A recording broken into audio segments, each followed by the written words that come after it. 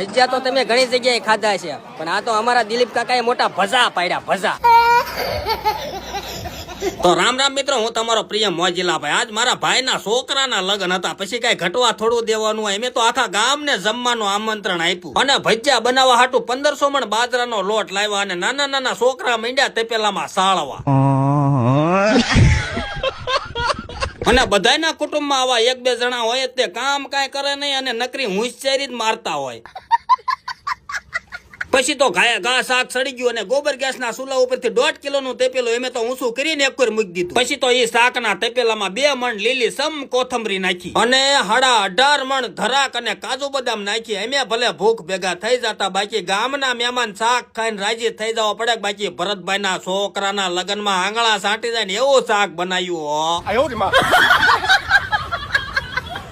પણ હવાર માં વાસણ ધોવા વાળા નતા આવ્યા, એટલે અડધા